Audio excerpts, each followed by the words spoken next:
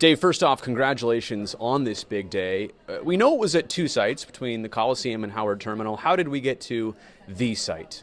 Well, I think the waterfront location is something we've always looked at as something that could be huge for the A's and for Oakland. You know, that amazing location. You saw what they did at AT&T Park. We want to kick it up a notch here in Oakland and create an amazing experience for our fans. I mean, beyond the news, the renderings are exciting to see it, right? To have a tangible feel of what this place might look like. How close do you think that actually is to what we're going to get? I mean, it's pretty basic to start off, right?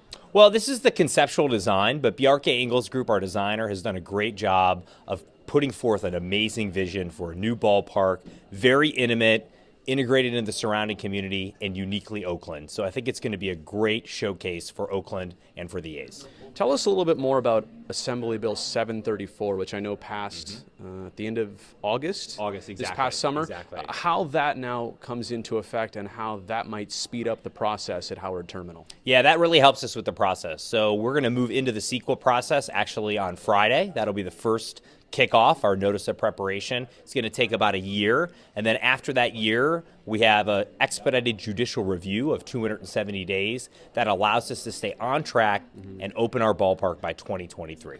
So any good team is prepared for stuff that could come up, right? We've all been through a construction project or two, and I know you built a stadium before. San Jose, I've been through it, yeah. So what are some of the things you guys are guarding against? I hate to make this negative at all, but what are you guys already guarding against to keep this on track and make sure this happens? Well, I mean, there are things that you can't foresee. You know, this is the first day of a process here of building at the waterfront at Howard Terminal. There'll be ups, there'll be downs, but we have a great team both internally, our partners with the city, the port, the county, all of us together working towards a common goal of a new privately financed stadium here at the waterfront, Howard Terminal in Oakland. So I think with everyone working together in a great team, you can overcome those challenges. And not to forget about the Coliseum site, I thought it was so cool to see the footprint of the current stadium. What looks like it's still going to be intact so that historically it will be remembered.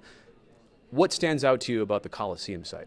Well, I think that plan is really iconic and bold. It allows us to have an adaptive reuse of the Coliseum site itself. People can still play games there. We could even still do our free game there. Yeah. And so there's a lot of cool ways to incorporate that in the future of East Oakland, but also have job-generating activities, have housing, have the arena stay around. And so I think there's just a lot of great things with that site. And that's our second project that we're taking on as part of this, which I think is going to be a huge part of our success in Oakland. Two more things for you. The first being the timing of the stadium and the team.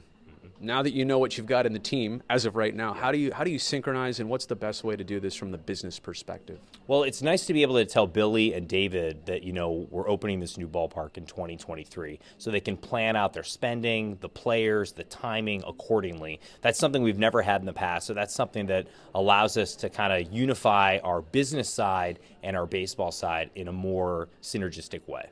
And lastly, getting in and out of the stadium has been a big conversation among fans. It's just not going to be the same experience as parking your car right next to the building. That was a 70s way of doing things. So what transportation things are you guys already looking at for ingress and egress? Well, we have a lot of options. It's everything from ferries to walking and biking to obviously the BART. There's 3 BART stations all a mile away. We also have the gondola that that's a real thing. Okay. You know, we're going to move that forward as part of the CEQA process that's going to start on Friday. And so we're going to look at a variety of transportation options to make sure people have an easy ingress and egress to the ballpark. Congratulations again. Thank you. Cool to see it. Can't wait to see it all come together. Awesome. Thanks so much. All right.